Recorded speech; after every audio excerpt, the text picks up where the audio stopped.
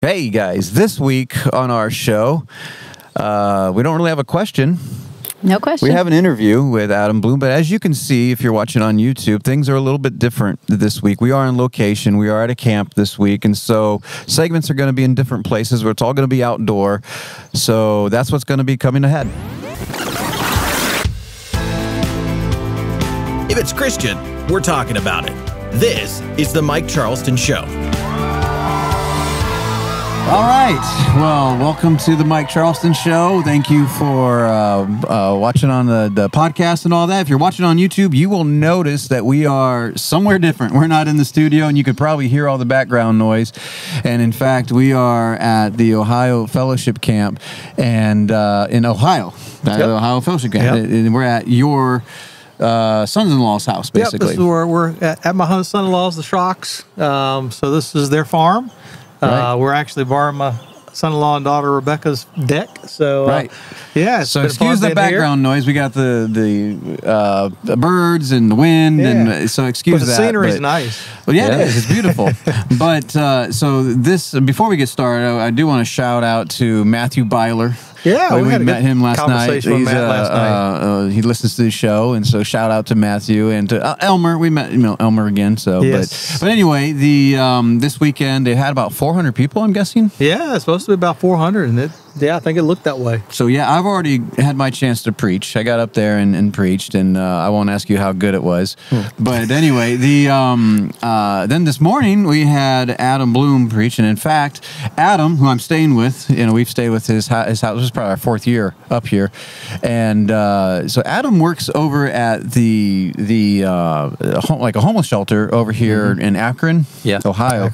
And so Adam, explain a little bit what you do over there, your title, and anything that you want to share about the place over there. Yeah, well, I work at Haven Rest and night supervisor. They've kind of changed our title to guest services. Okay. And so what I do is I work night shift, and I've worked just about everywhere, but I work night shift, and I work from 11 to 7:30 in the morning, and we have guys coming from every direction for different things. So we have 3 buildings there. My daughter works at the Harvest Home. I forgot to tell you about that, And so she works with me, which is crazy because she's 20, I think now. And so I think she's 22. Right. Okay. Thanks. Thank you. That's terrible. I've not got much sleep, but anyways, and I'm working alongside of her. I would have never have dreamed that. And so it's really cool to see how God worked in her heart. But she's working with the ladies and the children, and I'm working with the men. I work both buildings. We have 2 buildings. We have a side where just men come off the streets, and we house nearly 100 people every night. Okay. And then we have another side, and it's a program. And so we have up to 23. I think it will go up to 30, but, the numbers fluctuate a little bit. And so I go back and forth to both buildings, and they're all unique in what they're designed to do and how we're to house them. I don't know everything that you want to say. So you got the one building that houses 30 is a program, so they're like coming in from people are bringing them to you? Yeah. Yeah, the program, a lot of the guys will either come in and they'll just kind of sign up, and they just come to a place where they want to get their life right. And so that's the step they think they need to take to do that. And they'll come from everywhere, every walk of life. And then the other side, they're just coming off the street. Right. So the other side, where there's about 100 men, they just come off the street. And we have 4 dorms, 3 30-man dorms, 1 10-man dorm. And so we go out on the streets sometimes, because some people just don't, and we'll talk to them. We'll try to pull them in. And at the same time, we're witnessing to them. And there's so much I could say. I don't know how much you want me to tell you, but I mean, we get people from, jails, prisons. Some of these guys come in without shoes. They'll come, just basically with nothing. I Sure. mean, they'll just let them out in 2 a.m. in the morning, and they show up at our door from some jail or some prison because that's the time they're out. You're going out. That's what you got. That's what you go with. Yeah. So we get that going on. We got a lot of illegal immigrants, you know. They come. I think it's a sanctuary city. I'm not sure. It doesn't matter to me, but we're ministering to them no matter what. And then we have people who come from like different homes and families, backgrounds that they lost their family. And they have no family left, and then they lost their home. And we're getting a lot of older people. We're getting a lot of younger people and a lot of older people. You can see that divide starting to happen in America. And so, I mean, then there's people who's abused. That's why they'll come to us, and so they're seeking to get out of the situation and what they're in. And then you'll see that there's those people who've just burned bridges. Sure. And so you're looking at a life that they've made choices to bring them to a place of enslavement, addiction, it's like bondage. last ditch. It's the last ditch. And so the interesting thing about that is where we work, it's so unique because really, as far as I've been there, we've always presented the gospel. It's just hands down, that's what we do. And yet these people like ADM, it's a crisis center where people go and come off their drugs, and then they'll send them to us, or they'll go to Portage Path, you know, or they'll go to CSS, and it's a support services. So they can go to CSS, the homeless guys off the streets, and they can go there, and they have places where they can take showers, get out of the cold or even in the warmth, but they don't house them at night. Sure. So they'll send them to us. And they'll do it at all different times. We'll take them in different times during the night. And when they're coming in, I'm looking for any opportunity that I have as I take an intake to go down that road and begin to lead them to Christ. Sure. So anything that I can grab a hold of, anything that I can run with that they're talking about and get into their life, see where they've been, where they've come from, and to be able to present Christ and bring him into the picture, you know, whether Jesus used the water at the well, you know, there's different circumstances that he used and different things that he used to bring people in, bread of life, you know. And so I'm looking at anything that I can talk to bring them in. And it's interesting, a lot of guys who come to us, they come and what they'll do is, say I get a young kid off the street, maybe 22, the first thing I'll say to them, they'll walk in, and they'll just kind of look down, look up, and I say, woman, right? And he's like, man, how did you know? You know, and he's holding his head back. He's like, what are you, a prophet? And I was like, no. I was like, I've just worked here long enough. Yeah, and I said, it's got to be a domestic, you know, situation of some sort. And I said, I bet you this, you know. I said, I'll bet you what you did. She was smooth talking. You wasn't thinking. You bit. You thought she loved you. You gave yourself to her. She tore your heart apart, ended up taking your reputation, your honor, your money, and now she has your kids, and you're in a fight to get them back in some sort of child, you know, child service. Yeah.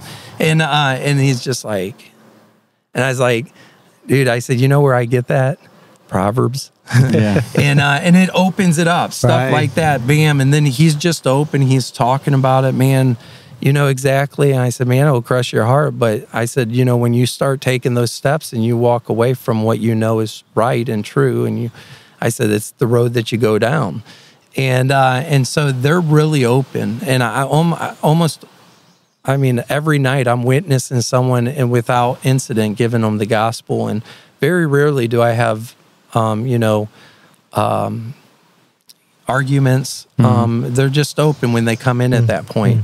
But it doesn't mean that there isn't, you know, where they come in and you'll see they come in from different places where their mind's not right, and you can see and they're talking to themselves, and you're wondering what happened in their life. And so you see a lot of that too, and you're just wondering, okay, Lord, how can I minister? How is it that, you know, we can share you? Sure.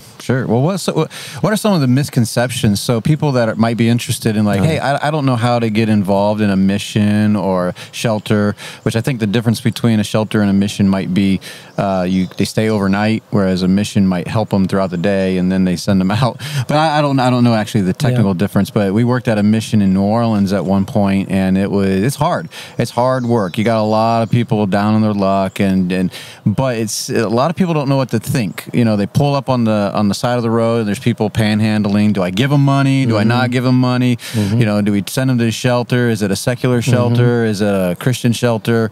You know, what are some of the misconceptions about homeless people? Yeah. Oh, I was actually talking to some inner city kids this week, and we had a camp, and we had about 60 signed up, 56 come. Sure. And the first thing I asked them, I said, "Hey guys, how many of you guys want to be failures in your life?" You know, and all of them are looking and like, No. I mean, and none of them are at this point, as far as I could see. You know, they all had their minds, and Sure. and they were thinking, and you know, but at the end of that, I told them, you know, if you make the wrong choices, that's the road you're going to go down. Yep. And obviously, we're going to present the gospel in that as the choice, and that's going to change their lives. But I told them, I said, the story of rich man and Lazarus. And I said, how many would you love to be that rich man? And they all raised their hands. Some of them were hesitant. And it's like, come on, guys. Yeah, it's not a trick. Be honest here. And it kind of was, I guess. But I was like, be honest. So they all, and I said, look, this rich man, he had everything. The clothes, he had the food, he could eat whatever he wanted. He had the servants, he had the women, he had everything. And this poor man had nothing. And I said, but you know, the interesting that rich man, he didn't have God. Right. He didn't believe in God, and that poor man did. And so I said, you know, at the end of that story is that poor man's being carried away into Abraham's bosom, and that rich man's lifting up his eyes in hell. Yep. And sometimes I think we get the misconception that just because somebody's in poverty, or somebody's poor, or somebody doesn't have medical insurance, dental, you know, and all that stuff, and look shaggy, and that you just think, okay, this guy is just, he's not saved, he's a bum, his life is a waste. And to be honest with you, these people who are coming into the mission, I was just telling this the other day, I've had NBA basketball players come in. That was really interesting. He didn't like me. I speak in the morning about the Bible, and so he really didn't like that. He was number one at Florida State. He ended up going to playing basketball in the NBA, and they're at Cleveland. And so I just couldn't win him. But here he is down in the morning, this guy who had it all, and he's serving and putting out trays, and it drove him nuts to do this. Wow. So I went down there and I would help him out. And he would not say thank you for nothing. And then the last minute, it was getting closer to his time, and he's like, hey, thanks, man. And that's my end, you know. And I'm just trying to work it. But you get NBA players, you get nurses. We had one of the smartest engineers in Akron that showed up, and we call that the Nebuchadnezzar story. Okay. So he had long hair, and I mean, it was just drooping, man. And he let all of his hair grow out. He let his fingernails grow out. He didn't clean himself. And he would stuff toilet paper in his underwear. Okay. I mean, he would just take and stuff it, and he would hide it for later. It was just something in his mind, you know. I don't know what it was. But he would stuff toilet paper. So my friend started working on him, and we started trying to get into his life, and so he'd start taking the toilet paper. We're like, well, you can't do that. And he's like, what? And we're like, you know what? We'll give you a roll this far of toilet paper, and we let him get what he wanted, but this was extra toilet. We'll give you this much if you'll cut your fingernails. Sure. And then he would do that, and then we'd give him this much, and we'd work, but then he'd just kind of go back. But this guy, at the end of it, as we started speaking and we started talking to him about Christ and his life, this guy ended up on his own changing. And so we've seen that. I mean, we've seen people who we're talking like we're talking here, and there are people walking around us at the desk, and before they leave the mission, they knock on the desk and they come up and they say, hey, Adam, you know, I was agnostic. I've come to believe in your God. Yeah, nice. Because just what we're doing, and they're listening when they're getting up to go to work. But these are nurses, NBA players. We've had boxers that sparred Muhammad Ali. We've had lawyers. Every walk of life you can imagine, they've found themselves at the mission. And some of these people, high degrees in different places. And so it's a misconception to think it's just, you know, people who, you know, haven't went to college, because they think, oh, if we give them education, this is going to fix them. Right. And so it's this idea that, okay, if we go and we give them money and we give them housing and we give them education, this is going to be, they all had that. I mean, I had a friend of mine, and he had a boat, he had a big house, he had everything. He did not have Christ. And he made that choice and started going down that, end. And his life just came to a place where he lost it all, and he got divorced. He came into the mission, and he got saved. And we'd sit and read the Bible, and I'd use every article to talk to him about Jesus. Right. And then at the end of it all, it was really interesting because we talked about Billy Graham. He loved him, and the blood and that stuff. But he said, Adam, I had everything. He said, I live in a little apartment, and he said, I'm the happiest I've ever been. And so. Yeah, it's a misconception that that you're homeless, you're always on drugs, or you don't have education. Right. But there are a lot of people who have burned bridges, and drugs is their thing. And they find themselves homeless. Yeah. Yeah, that's for sure. So the guys that come, are they there for a period of time? Are they basically there as long as they want to be, or is it kind of in and out? Do you see the same guys over and over? Yeah, well, it's because we got two buildings, one 100 and the other, and it's beautiful buildings down in Akron, Ohio. Haven Russ, come down, visit me at nights, sit with me, you'll love it. But I'll take you to both sides. But it's really interesting. Two different sides. One's a commitment for, 6 months to a year. Okay. The other one, and I don't quote me on that one, but the other side, you can come in and kind of go as you please. Now, we do, after so many days, put them on some type of contract where they're turning in money, saving up money for when they leave. And if they leave and break that contract, then they know that they'll have to stay out for 30, 60 days. Oh, wow. Okay. And so we're trying to hold them accountable. Sure. And you talk about that, shelters and missions. And the difference is we're not looking just to shelter them. We have a mission to give them Christ, to get them back on the seas, to get them part of society again. Yep. And so when they come in, that's what we're putting on, some kind of contract. They have housing contracts for people who have lost their legs. And just this year I was outside and the guy refused to come in. I'm sharing the gospel. I'm like, and he's a young guy. And I'm like, look, this is not going to go good for you. Well, we got the news a few weeks ago. He lost his legs. So he's going to come back in. And obviously, what is he going to do? Yeah. So we will have housing for him, but here I am. I'm going to be there again, talking to him about the gospel and the hope of Christ. So, you'll see that. And I think you asked me about something earlier, how people could get involved, in regards to that. And obviously, you can come in and just volunteer, and you rub shoulders with some of the men. And I think there's probably places in every city. You don't have to come all the way to Akron. Sure. Yep. Wherever you're listening to this, there's missions and places all over. If you do want to get involved, right? But go ahead, continue. No, yeah, and I think it's great because really to rub shoulders with them, because the different missions, some of them don't focus on the gospel as much, and there's a lot of psychiatry, there's a lot of worldly counsel, and so even if you're drugs. And if you're getting involved with them, I'm not so sure. You're just trying to invite them out to church, get in a place where you can share the truth with them. And it might not go along with their system. It might not go along with their program. In fact, it might be quite different. But obviously, the gospel is completely different. And so you would always be ready to share the gospel and point them to that as being the power of God. Absolutely. Because they're so confused on this. Majority of missions that I know, they mix psychiatry with Jesus. Jesus and their therapists. And it is completely confusing, and they need someone to be able to make that distinction and show them that road that they're going down is not the road that's addressing their needs, their real need of Jesus Christ.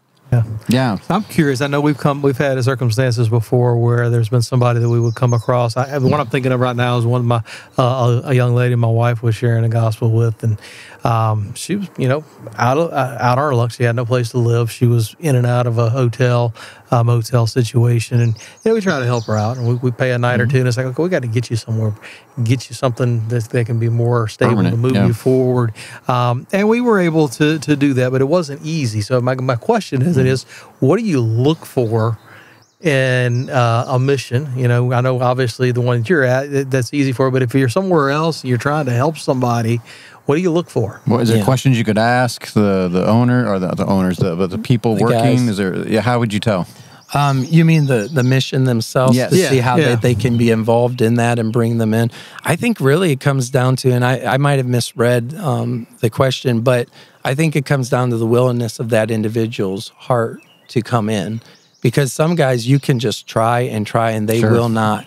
And so they'll say something like they'll pink slip them when they see it's a detriment to their health. They'll go out there and they'll make them, get the help that they need, which I'm not really for that. I think people can choose to live how they want. And I understand it's going to hurt them, but I just love that freedom that we have and that reasoning that we can give. But some people that I pass on the mission every night, there's a woman who sits in an alley and she covers herself with a blanket and she just sleeps in a chair every night. That's what she wants. That's what she wants. And my friend has reached out to her, and she's such in a hopeless state. And so it's hard. I mean, he's not really trying to get into her life because, this is 2 a.m. I'm taking him home to his house and going back to the mission, or he's walking home or something like that. But there's some people that just, and you could pink slip them, but I think people have to come to a place where they're willing. And if they're not coming to a place where they're willing, I just don't think it's ever going to work. And, but there's multiple reasons why people go down those paths and come to those places. But a great majority that I see is it's sin, I was telling the guys back here under the tent top that there's a guy that he had went down a road when he was young, got involved in pornography. And he got so involved in pornography, he started going to one of the whorehouses down in Akron. And so he was very well known. And so he couldn't stop doing it. So he called the police and he was asking the police to shut it down, telling them everything that was involved, the drugs, the women. He turned them in. Oh, yeah, everything. And then when they wouldn't shut him down, the police didn't do anything. So he went in there because he kept giving himself to this. Right. He took a fire extinguisher and ran through all the rooms, just blowing them out of there, making them run out of there. Crazy. Well, yeah, and there's some other things that took place. Well, when the cops came, he took off running. And so when they caught him, they gave him two ultimatums. You can either go to jail or you can go and get mental health services. Sure. Well, he didn't want to go to jail, so he chose that. Well, he's been down that road ever since. Right. And so he gets shots. But this is the same guy that another guy came to him and shared that some bad teaching and got him believing in this universalism and that he can continue doing what he's doing and God loves him. And so when I would reason with him the scripture, man, now that was an area where he would come and talk to me. But as soon as I'd start to reason and he would start shaking and he'd get really mad. And he's like, God's a God of love. He won't damn anyone.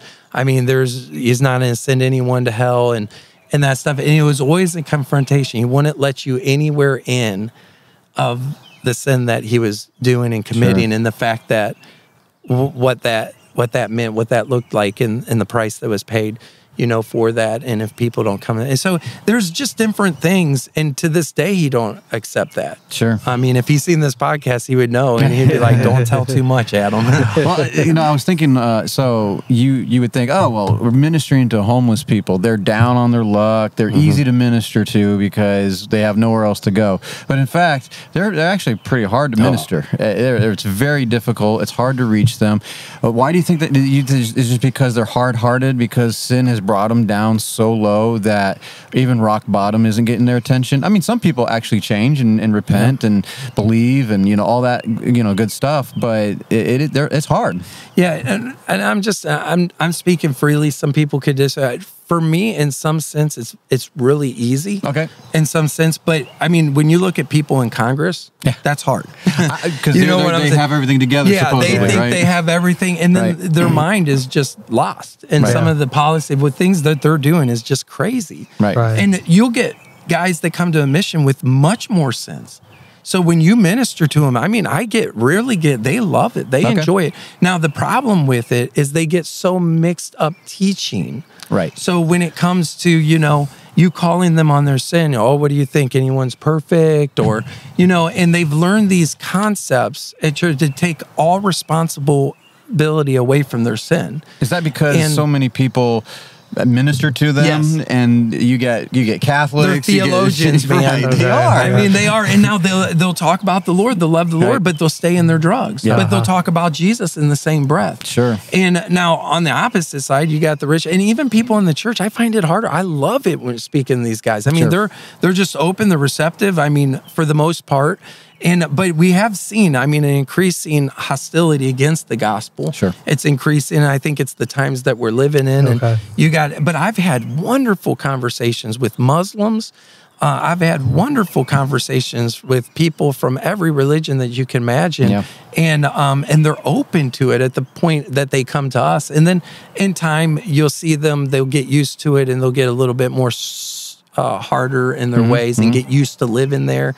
And but yeah, I mean, I get what you're saying. I mean, there is that difficulty of presenting the gospel, but it's kind of like when I will open up Romans with a guy. Say he comes in and I'm sharing, and he's been living with this woman for 8 years. They've been doing dope, and I share with Christ, and he said, "Oh yeah, I believe in Jesus." Right. And I mean, he does, and he'll go to church and frequent, and he'll give his tithe or something, and I'll be like, "Well, I understand that," but then I'll open up Romans or something, and I mean, by the time I'm getting to chapter 6, he's arguing with me. Yeah, exactly. I don't believe that. Yeah. And it's kind of like, there it is.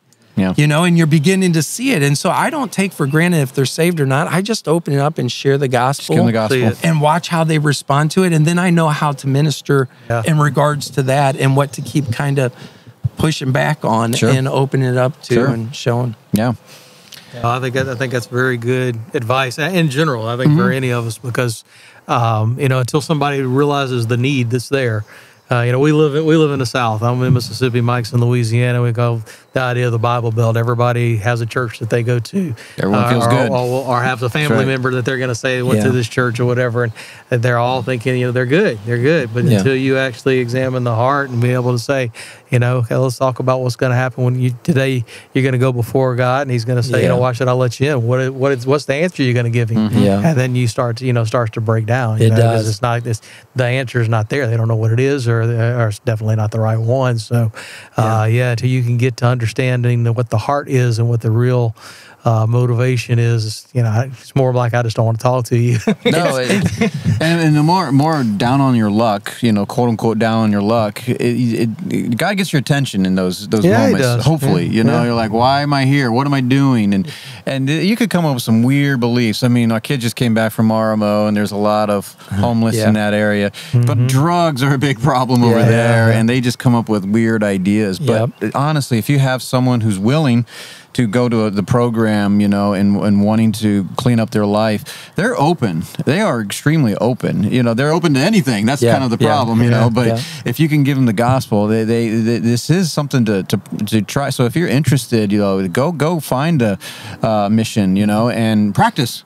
Practice on them. They haven't heard it. They've heard it before. Trust me. Sure. But that is encouraging. We've come up here. Adam has story after story. I thought it wasn't going to go that well here. Right. I mean, my mind just starts ticking. I'm thinking right now of tons of things. I'm just like, stay, just be quiet. And just let them go. We knew if we get Adam talking, it wouldn't be a problem. Well, that's all right, But it's it's good stuff. Because there are plenty of. I mean, when I did inner city work, there was story upon story upon story, and anytime you do some kind of different activity that is seemingly hard. When I say by hard, it's like because it's not something we're comfortable with. It's not like, well, how do I deal with someone who's homeless, or been a drug addict? We don't meet those people every day, but they're out there, and it is uncomfortable. It's hard to deal with, but boy, oh boy, it's heartbreaking too, because I remember we took in a homeless guy one time, me and a buddy of mine, before I got married, and he was homeless. He had AIDS, and we didn't know what to do. And we're like, he's got AIDS. What do we do? But we were ministering to him, and months went on, and he gave us his paycheck. And then one day, gang members are banging on the door wanting his money because he spent it all on drugs. That's heartbreaking. And it's hard to see that. And we never saw him again, and don't ever know what happened to him. It takes your heart, man, because these people, they go down a road, and then it just takes one slip up, and they go into it big time. Yeah. So it's really hard. But I know, so the message, and I know we got to end it here pretty soon here, but like in your message, a lot of people would have problems with what you say because in this day and age, homeless people, mental disease, we have all kinds of answers, usually psychological answers. And I liked your message because it's just the gospel. Give them the gospel. And look, if they don't want it, what else can we give them, right? Yeah. And that was kind of your message. Yeah. So and that's it's what you do. reasoning with them. I can't tell you if it's with our kids, if it's with we're reasoning, we're bringing them to truth and reasoning with them. And when you can do that and you can get into their life and you can show them that they make judgments. Yep. And then they're turning around doing something that they shouldn't be doing. And you can start, it will move them. Sure. And you're moving them towards the gospel and you'll use the law. You'll use anything that God's put out there to do it. And the law is a great way to do it.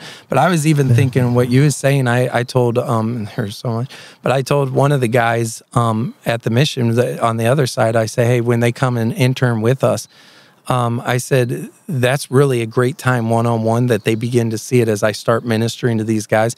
And every guy that comes along, it seems like, and they'll be like, you got to be kidding me. And I'll talk to them about salvation and they'll tell me they believe in Jesus. And then I'll say, do you know you're going to heaven? I said, how do you know? Every time works.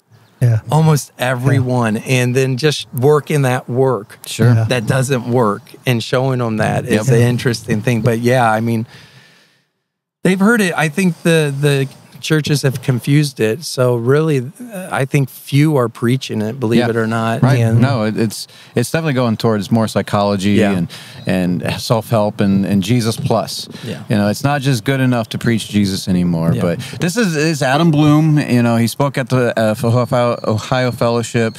We're running out of time. Sarah was doing the women's session. She was one of the, so she's not here. And we're going to get sunburn if you check us out. The sun has I'm turned. pretty good, right? It's getting there, man. I'm good. I'm in the shade. Shifted here since we started. I got the sun So out. now we're in the shade. So we're in the sun. So we gotta shut it down. But I appreciate Adam for coming on, and we can probably give information. Like if you are interested in helping out some kind of mission and step out of your comfort zone a little bit, I'm sure Adam can help you with that. I know you don't have to come all the way to Ohio. No. There's plenty of places wherever you are, and just email us, and we can get you in contact, and we can help you out with that. But we're just trying to get people's awareness of, hey, there are things that you can do that are a little bit different, and we've known Adam for years, so we wanted to have him on the show. So I appreciate you coming on, man. Oh, thanks for having me. All right, man.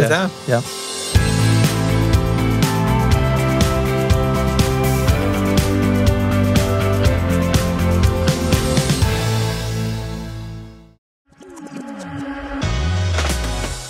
How well do you know your Bible?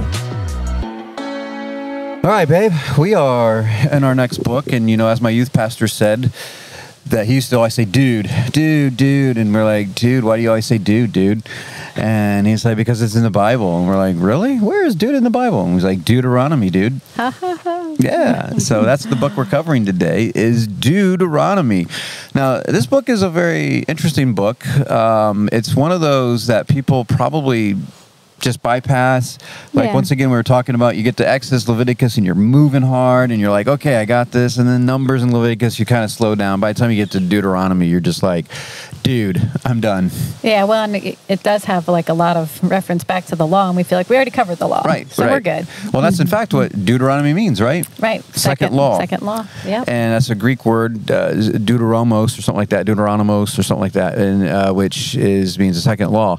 And so what we have, this is the fifth book of the Pentateuch, the Torah, and Deuteronomy, and it is split up into like 3 sections, and the middle section is mainly the laws that you're basically going to repeat. There are some newer laws in there, but it's basically a repeat. And you which is for good reason. A lot of time has passed since the law was originally given. Now they're about to enter into the promised land. So Moses is about to die here, and he wants to one more time, share what he wants to say. And so the rebellion has happened. People are wandering in the wilderness, and he sits down and talks to these people and said, don't make the mistakes that your forefathers did, because they're all dead now, and so the children are raising up. And so he's giving them basically some sermons, some messages here of hope, the first part. And don't make the mistake that your forefathers did, and love the Lord your God. In fact, in Deuteronomy 6, we have what is called the Shema. Yep. And the Shema is very popular, very famous in Hebrew, and should be for all of us. I mean, Jesus quotes it. He does. And it's Deuteronomy 6:4-7, which says, I was going to quote it, but maybe we should just read it. Okay, it says, "Hear, O Israel, the Lord our God is one Lord, and thou shalt love the Lord thy God with all thine heart, and with all thy soul, and with all thy might. And these words which I command thee this day shall be in thine heart, and thou shalt teach them diligently unto thy children, and shalt talk of them when thou sittest in thine house, and when thou walkest by the way, and when thou liest down, and when thou risest up." That's a big one. So that's a verse that we like to use for homeschool. Yeah. And it is so true. And I know people say, well, that's Old Testament. And I'm like, well, that should be our heart all the time, no matter what we do, where we're coming in, going out, and rising up, laying down, that we are teaching the things of God to our children and be meditating on these things. And I know people are like, well, that's intense. Well, I mean, that's it. But that was the heart of Moses was, hey, this is what the Lord wants, to love the Lord your God with all. And here's the commandment. So the commandments that he's going to give is to separate them, to show that, well, part of the first part was to show God's mercy and grace as part of their disobedience. So the justice of God and the wisdom of God coming together to show the grace of God in the wilderness, and how he still provided for them even though they were disobedient, and how they failed. And then we have the middle part where it talks about the laws, and you can get all specific with all these interesting laws and all that. But the fascinating part is that they are the civil laws in the second part, and the first part is more for the priests and how to handle the temple and things like that. But the civil laws and how to handle disputes and things like that are part of this. The second part is like the third part of the the last third of Deuteronomy is Moses preaching again. Yeah. And one last his farewell. He's going to die. Right. And he's telling them, he's laying them down and saying, this is what is before you. Life and death, blessing, cursing, and I beg with you to choose life. Choose God. Choose his ways. This is what sets us apart from all the other peoples, is what he's given us here. Let us be separate and let us do what God has said. And if we do, we'll be blessed. Yeah. And if we don't, we're going to be exiled, and it's going to be horrible. It's going to be bad stuff. And then he even warns them later on that he talks about the circumcision of the heart and all that, which Jeremiah and Ezekiel will pick up on later. But he warns them that they're going to fall away.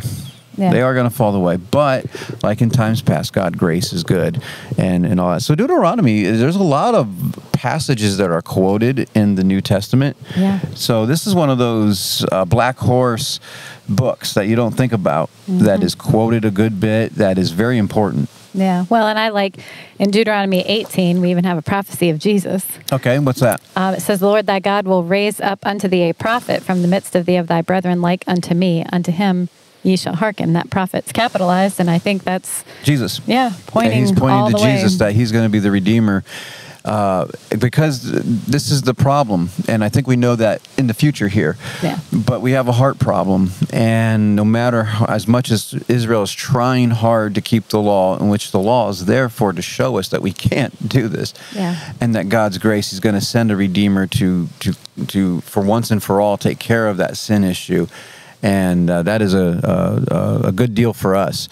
What other key verses are there in Deuteronomy? Well, I mean, like you mentioned, the life and death. So Deuteronomy 30:19 says, I call heaven and earth to record this day against you that I have set before you. Life and death, blessing and cursing. Therefore choose life, that both thou and thy seed may live. Which is really interesting when you're reading through Deuteronomy. I mean, boy, he just lays it on him when he's like, all right, this is what I'm going to do. I'm going to bless you. I'm going to, fight your battles for you. I'm going to do all these things. I'm going to give you all this. I'm going to, if you follow what I tell you to do. And then if you don't, these are all the things. And I'm just like, who would hear all that and then go the way that they went? I'm like, wow. Humans. That's what would, obviously. We could do that with our kids. Like if you do all these things, you get all these good things. And if you disobey, you get in trouble. And we all get in trouble. Pretty much. So it is human nature, where we test and we push. But God is gracious. And that is good. You also have Deuteronomy 4:2. You didn't want to read that one? I do. It says, "Ye shall not add unto the word which I command you, neither shall ye diminish aught from it, that ye may keep the commandments of the Lord your God which I command you." Okay. So, just back to the commandments, not adding, not taking away. Like, this is what I've told you. It's black and white. That's right. So, And it was pretty clear. And in fact, it showed how on the cutting edge Israel's society was when you really look at it, with the laws that they had back then. Now, it's hard to compare to today, and it's different people groups and all that. I get all that. But the laws that they had, taking care of one another, like this was the tithe was a big deal. But not only was the tithe to take care of the priest, but the tithe was kind of like a tax to take care of the poor. And there was their responsibility to take care of the poor. In our society, we let the government take care of that. Like, of all people, who should be taking care of the poor? The church. Yeah. Not even the Israelites who didn't have their heart renewed and changed and have the Holy Spirit living in, we have that, and we still let the state take care of all those issues, and we should be the ones. And I guess maybe because we're already taxed 30-some%, so it's like, whatever. But there's a lot in Deuteronomy. It's Moses' last farewell, and he goes up to the mountain and dies. But yeah, he wrote the first five of the books. I don't know how he finished it, if he goes up to die. Someone finished it off, or maybe he just said, "I'm going up to die," But this is a good book. Go check it out. Deuteronomy. Any last words on Deuteronomy? Go read it. Go read it. It's good.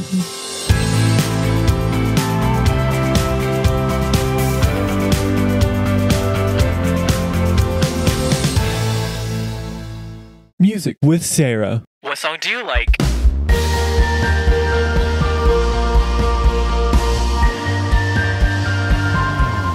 Hi, guys. As you can see, we've changed locations. We were on the deck, so we are still at the camp. Well, actually, we're not at the camp anymore. Not at the camp. This week, we were at the camp, and so we do apologize for getting it out a day later, or it might be in the evening on Monday. I don't know. We're going to try to get it out as soon as possible. But so I'm here with Sarah. I'm here. And we are outside, so hopefully the wind, the background noise wouldn't be too bad, but I think the deck was fine. So anyway, we're doing the Song of the Week. Song of the Week. And I did look and see which song you're doing, and I will have to say this used to be my favorite song. Yeah, I'd say it's been a favorite. This was the first song I learned how to play on guitar. And this was one of my all-time favorites. It's probably still up in my top 10 at some point if I hear it. It is a super, super simple song. It is. It's actually taken from one verse in Psalms.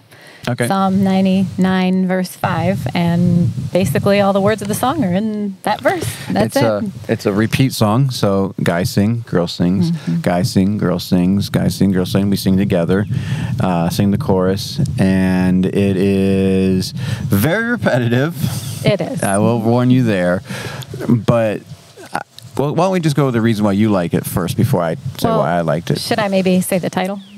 We can go there. Okay. The title is Exalt the Lord. It's called Exalt the Lord, written by Cindy Rithmeyer. Yes. Brian Dirksen also did it. I have the number. There's a few versions out there, but there's only a few that I really like. Okay. I like a lot of versions out there, so it's actually hard for me to which one is narrow playing down. in the background right now? So the one that I did is from it's from Save Us, O God, which I actually love that whole album. Right. But it's a Touching the Father. It's an old Vineyard. Right. Album, CD, whatever, Yep. tape, I don't know, whatever you want to call it. But I actually like a lot of versions, and When's Worship 11, it's a little bit wild from Australia. I mean, not wild, but I guess it has a lot of interesting instruments. There's a didgeridoo in there. Yeah, and I kind of like that one too, but I was like, I'm just going to go with the classic, with the original that I heard it. And so, Sure. But I love the song. It does repeat, and there's not a whole lot to it, but I think it's beautiful. I like that we both have a part, the echoing, whatever. And, Sure. And the whole thing is about, exalt the Lord and worship at his feet. For the Lord our God is holy. Right. And I think that the holiness of God is something we so underestimate, we don't understand, but yet is so true. And so I think it's a great reminder. And, I think he is to be exalted, he's to be lifted up, he's to be praised because he's worthy. And so I think it's beautiful. Yeah, I know the song can be a little repetitive and all that, but I think that once you you understand the holiness and who God really is, I think the heart cry, and you can see this all over the Psalms, is that is what we are to do, is to exalt him and to worship him at his feet and forever. And we're going to be singing holy, holy, holy, Lord God Almighty, and who was and is to come. And that's the chorus. You know, we get into that. It's kind of a minor key, but then it goes into, for the Lord our God is holy. And it just says that over and over again and over and over again. And I know, like, friends of ours heard it and they didn't really care for it because they're like, it just says that over and over. And I'm like, I just don't think you get it. But, and maybe because it was the right time in my life, you know, when I first got saved, I heard this song, and that's what I wanted to do, was just glorify God and exalt him and worship at his feet. Yeah, well, and I think people do really knock songs that are very repetitive, and I understand that. Yeah, but I will say, in the Bible, there's so much that's repetitive, and maybe people don't get that when you only read, you know, a chapter at a time. But when you read larger portions of Scripture, you see that, wow, I keep saying this and keep saying this and keep saying this. And I think the problem with some modern songs in churches that are repetitive is they're not saying anything. Right, that's the thing. And so I'm like, if I'm not saying anything, then we're just repeating stuff to repeat it. But you know, reminding ourselves that God is holy, I feel like is worth repeating. And well, at least David thought it was, and so I tend to agree with him. Yeah, and I like the sound, and it's kind of cool. But anyway, that is what it is called, Exalt the Lord. You could look it up. I'm sure there's a lot of Exalt the Lords out there, but this one was from the Vineyard. Either look up Winds of Worship 11 or Cindy Rithmeyer. Or Save Us, O God. Save Us, O God is the album that you're hearing in the background right now. Yeah. But yeah, that's the song, Exalt the Lord, one of our favorites. Yep. And so we thought we'd share it and check it out. Forgive the repetitiveness of it, but it's a great song. Yeah. The Mike Charleston Show is brought to you by Fellowship of Believers. For more information, go to our website at fellowshipofbelievers.org. Thank you for listening. We hope we have encouraged you to stand strong in the Lord Jesus and grow in him.